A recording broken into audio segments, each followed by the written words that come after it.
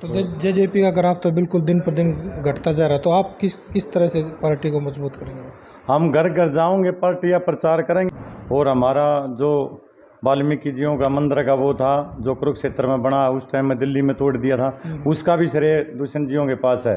वो तो गठबंधन टूटने के बाद बीजेपी ले रही है उसको, वो तो सारा श्रेय दुष्यंत जियों ने जमीन दिलाई थी, दुष्यंत जियों ने कराया था उसका भी मंदिर का निर्माण का। तो फिर हुड्डा का गढ़ क्यों कर डालने का काम करोगे? भंवर सिंह जी गढ़ तो नहीं कहीं जा रहे, गढ़ तो महाराजाओं के होया करते पहले पुराने समय में, उनने के नारे हुड्डा क्या चीज़ है, कुछ नहीं है हुड्डा अड्डा। पीछे यहाँ जब सीएम था रुखी 1 रुपया भी बोनस का नहीं दिया, और जो हाईवे निकला हमारे गांव से भी गया है वो रुखी होता हुआ जो रोत नहीं है, और गिलौट जाते ही उन्होंने 35-40 लाख रुपए दिया। हमारे लोग वहाँ बैठे बैठे बिलखते रहे। तो हुड्डा तो एक अपने अक्षेत्र की राजनीति करते हैं, हुड्डा साहब कोई सीएम के लायक नहीं है। आप लोगों को ऐसे दौर में जिम्मेदारी दी गई, एक तो चुनाव बिल्कुल सिर पे है विधानसभा के, दूसरा आपकी हालत बहुत खस्ता है, तो आपके नेता तो सारे छोड़ छोड़ के बात जला रहे, मजबूती किस तरह करोगे? वो नेता तो जी देखो क्या होता है, नेता कुछ आते हैं मलाई खाने के लिए, वो मलाई खा के जा चुके हैं और उनसे कोई फ़र्क नहीं पड़ता। जो कार्यकर्ता है वो जो है मजबूत जेजेपी का है, और वो हमारी पार्टी रीढ़ की हड्डी है, वो हमारे साथ आज भी खड़ा हुआ है। नमस्कार, आप देख रहे हैं हरियाणा उत्सव। मैं हूं भंवर सिंह, हाल के अंदर गोहाना विधानसभा के अंदर मौजूद हैं। सभी राजनीतिक पार्टियों ने अपनी रस्साकस्सी शुरू कर रखी है। कभी भी पार्टियों की तरफ से प्रत्याशियों के नाम की लिस्ट जारी की जा सकती है।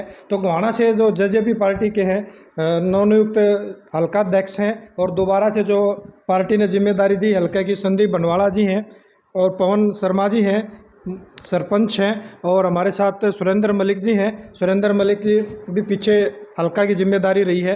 तो संदीप, आप सबसे पहले आपसे बातचीत कर लेते हैं। संदीप, आपका हरियाणा उत्सव बहुत बहुत स्वागत है जी। जी बहुत बहुत धन्यवाद। हरियाणा उत्सव के सभी दर्शकों को मेरी राम राम। तो पार्टी ने अभी कार्यकारिणी का गठन किया है, दोबारा से आपको हल्के की जिम्मेदारी दी है, तो क्या कहेंगे? जी, सबसे पहले हम शीर्ष नेतृत्व का और हमारे राष्ट्रीय अध्यक्ष डॉक्टर अजय सिंह चौटाला जी का, दुष्यंत चौटाला जी का धन्यवाद करते हैं कि उन्होंने हम पर दोबारा से विश्वास जताया, और जो है इस विश्वास को हम हमेशा कायम रखेंगे और मजबूती से हल्के में अपने कार्यकर्ताओं को, जो पुराने हमारे अब जो रुष्ट हो चुके हैं, उनको मनाकर आगे आने वाले विधानसभा चुनाव में मजबूती से अपना दावा पेश करेंगे। चुनाव तो कभी भी हो सकता है, कभी भी क्या डिक्लेयर हो चुके हैं? वो हमने अभी भी 1 हफ्ता पहले 5 दिन पहले मीटिंग करी थी। सभी कार्यकर्ता हमारे जो पुराने थे उनको घर घर जाके हमने मीटिंग में बुलाया और एक बढ़िया सक्सेस मीटिंग करके दिखाई, और सबको हमने अपने साथ जोड़ लिया है। और आगे जैसे ही हमारी टिकटें अभी 1 या 2 तारीख तक टिकटें डिक्लेयर हो जाएंगी और हम विधानसभा में दोबारा से घुस के मजबूती से अपना दावा पेश करें। तो आप लोगों को ऐसे दौर में जिम्मेदारी दी गई, एक तो चुनाव बिल्कुल सिर पे है विधानसभा के,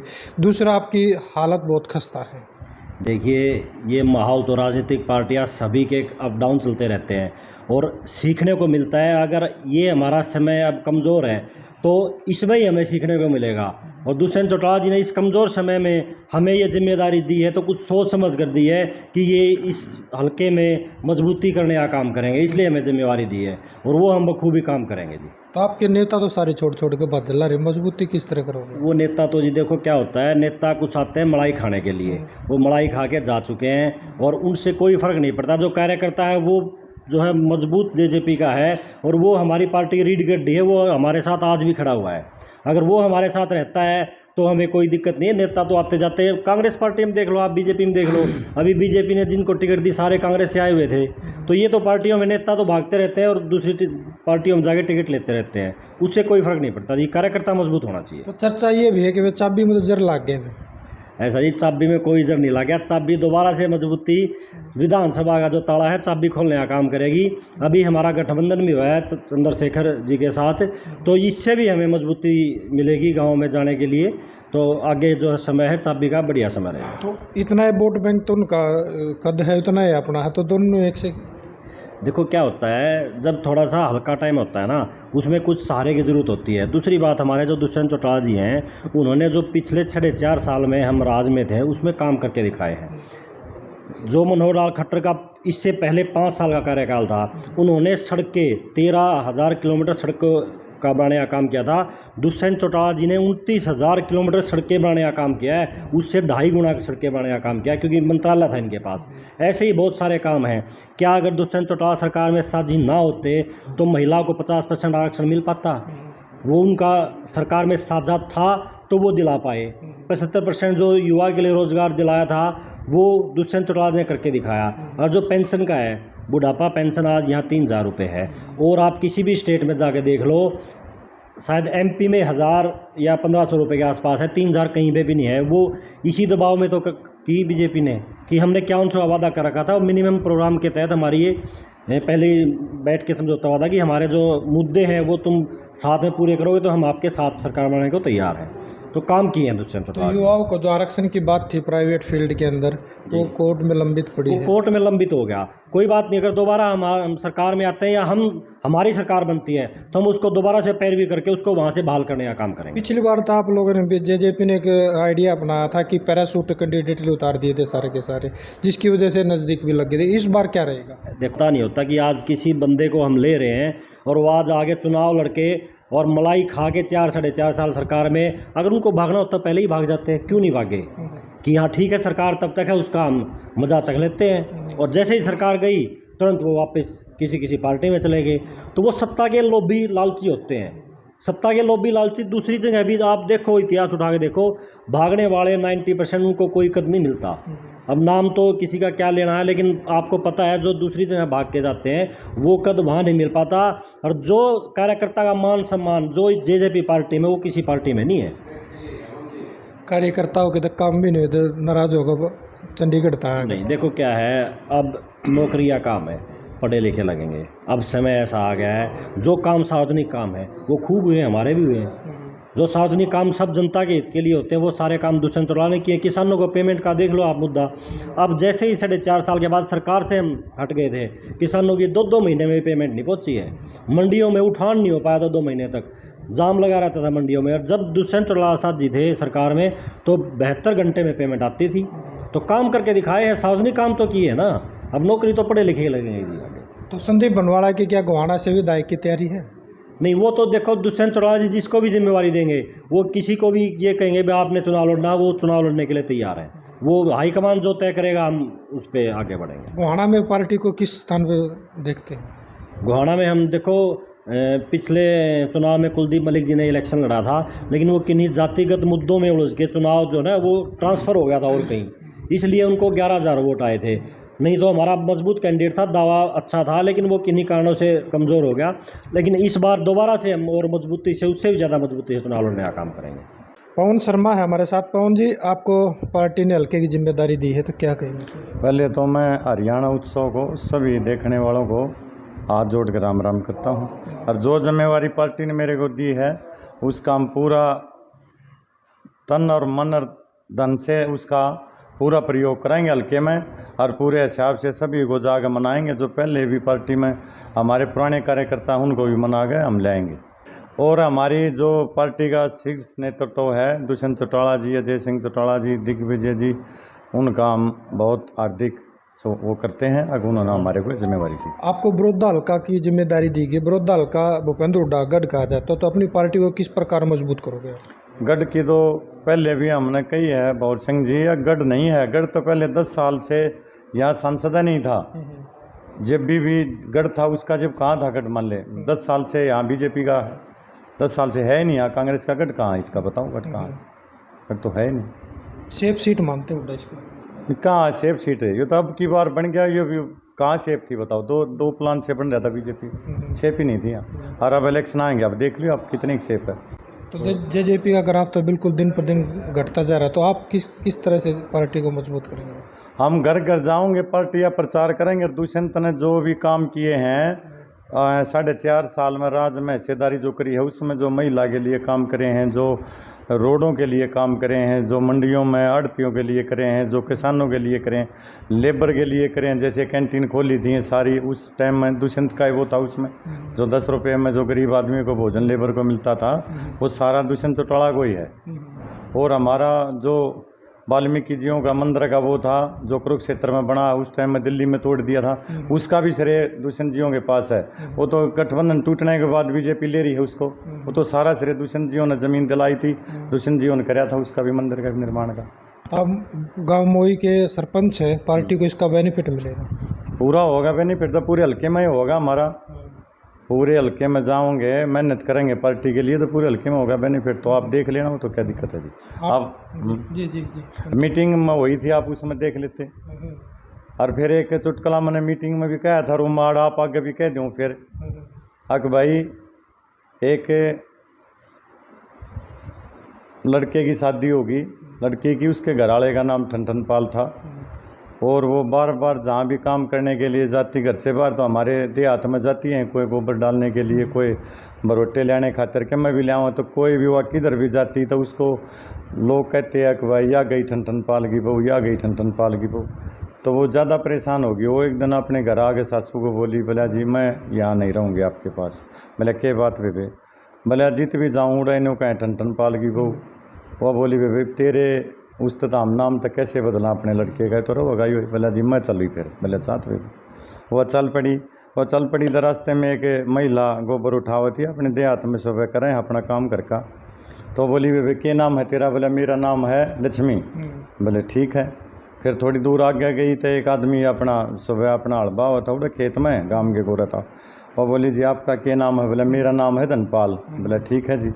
और आगे ने गई तो वह फिर उड़ा नहर, वो एक हमारे जैसा था अपना देहात का, वो अपना मैं सराव था उधर नावल पढ़ा था। वो बोली भाई क्या नाम है तेरा?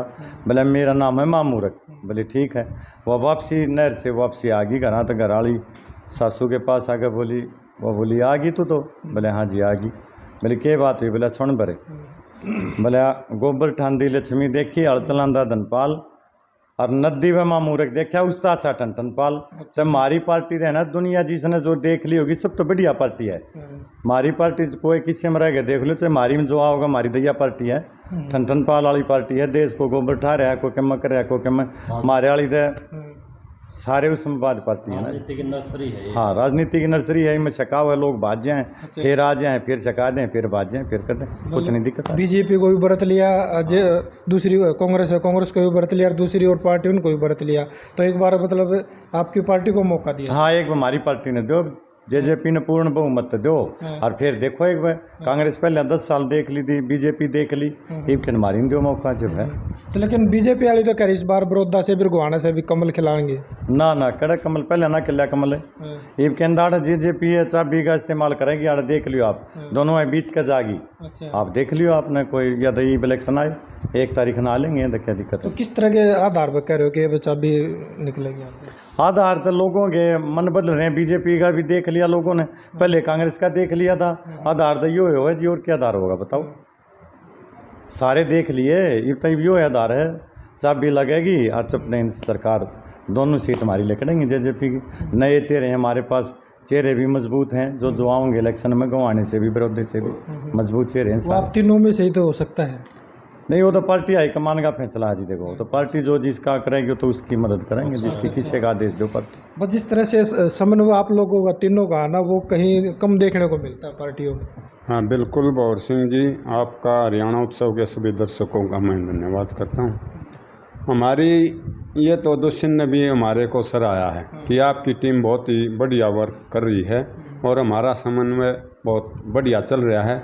बहुत पहले से ही हम एक साथ काम करते हैं मिलकर, तो हमारे में कोई किसी प्रकार की दिक्कत नहीं। अब मैं पुराना अध्यक्ष रहा था, अब मेरे छोटे भाई पवन को जो जिम्मेदारी दी गई है, तो हम बखूबी इनका साथ देंगे और कंधे से कंधा मिला के हम आगे बढ़ेंगे। आपके जिला पार्षद हो आप, करीब 12-13 गांव का इलेक्शन होता है, तो आप कहाँ देखते हैं इसको? नहीं, जिला पार्षद 12-13 गांव है मेरे वार्ड नंबर 8 में, तो हमारा ठीक है, बढ़िया काम करे हैं। मैंने अभी तक जो भी हुए 5, 8, 7, 10 काम हुए हैं। फिर आचार संहिता आ गई थी, पहले लोकसभा की, अब ये विधानसभा की। तो हमारी पार्टी का भी ग्राफ मैं घूमता रहता हूँ, 14-15 गाँवों में तो मैं लगभग दिल्ली जाता रहता हूँ जो वार्ड के हैं, और बाकी भी बड़ौदा हल्का के 2-3 दिन में 4-5 गाँवों का दौरा करता रहता हूँ। तो हमारी पार्टी का ग्राफ धीरे धीरे बहुत बढ़िया ऊपर उठ रहा है और आने वाले विधानसभा चुनाव तक हम इसको और ऊपर ले जाकर चाबी को हम विधानसभा में चंडीगढ़ पहुंचाने का काम करेंगे। अभी जैसे कि हमारे विरोध हल्का की बातचीत करें, कोई भी चुनाव होता है जातीय समीकरण सबसे पहले देखा जाता है, हर पार्टी जातीय समीकरण देखती है। तो आप मलिक गोत्र से आते हैं, तो आपको अगर मान ले पार्टी जिम्मेदारी देती है तो आप अपने आप को कहाँ स्टैंड करते हैं? ये पार्टी अगर जातिगत समीकरण देखती है, ठीक है, अगर बीजेपी भी जाट को देती है, कांग्रेस भी देने को कह रही है बड़ौदा से, तो इस बार फिर हम हाईकमान से भी प्रार्थना करेंगे कि अदर कास्ट को दिया जाए, नॉन जाट को टिकट दी जाए, और बाकी हमारा हाईकमान फैसला करेगा। जो भी आदेश ऊपर से आएंगे, हम किसी भी भाई को टिकट मिले हम उसका तय दिल से तन मन धन से पूरा साथ देंगे और पार्टी का ग्राफ ऊपर ले जाने का काम करें। तो फिर उड्डा का गढ़ क्यों कर डालने का काम करें? भंवर सिंह जी, गढ़ तो नहीं वो कहीं जा रहे, गढ़ तो महाराजाओं के होया करते पहले पुराने समय में। उनने के नारे उड्डा क्या चीज़ है, कुछ नहीं है उड्डा अड्डा। पीछे यहाँ जब सीएम था रुखी 1 रुपया भी बोनस का नहीं दिया, और जो हाईवे निकला हमारे गांव से भी गया है वो रुखी होता हुआ जो नहीं है, और गिलौट जाते ही उन्होंने 35-40 लाख रुपए दिया। हमारे लोग वहाँ बैठे बैठे बिलखते रहे। तो हुड्डा तो एक अपने अक्षेत्र की राजनीति करते हैं। हुड्डा साहब कोई सीएम के लायक नहीं है, कोई अच्छा आदमी नहीं मानता मैं। तो फिर किस तरह से चाबी को कर पार बोलोगे? चाबी बहुत ही बढ़िया तेल में डाल रखी है, ताला का लग गएगी और कट देने ताला खोल लेगी। जब चाबी हमारे पास होगी दुष्यंत के जेब में, तो इस बार भी हमारे डिप्टी साहब किंग मेकर रहेंगे। तो ये थे गोहाना और बड़ौदा हल्का के अध्यक्ष, पूर्व अध्यक्ष, करंट के जो अध्यक्ष हैं, तीनों के तीनों तिगड़ी जो बैठी है ये साथ में रहती है। हाई कमान ने भी इनका तिगड़ी की सराहना की है। तो तीनों के तीनों दोनों हल्के हमारे जो हैं गोहाना और बड़ौदा के, जो हल्के कुछ एरिया बड़ौदा की तरफ है तो कुछ गोहाना की तरफ है, तो ये इकट्ठे ही माने जाते हैं। एक सीट दोनों को प्रभावित करती है एक दूसरे को, तो इसलिए ये इकट्ठे रह के अपना संगठन को मजबूत करते हैं और पार्टी को मजबूत करते हैं। तो इस तरह की अपडेट जानने के लिए जुड़े रहिए हरियाणा उत्सव के साथ। नमस्कार।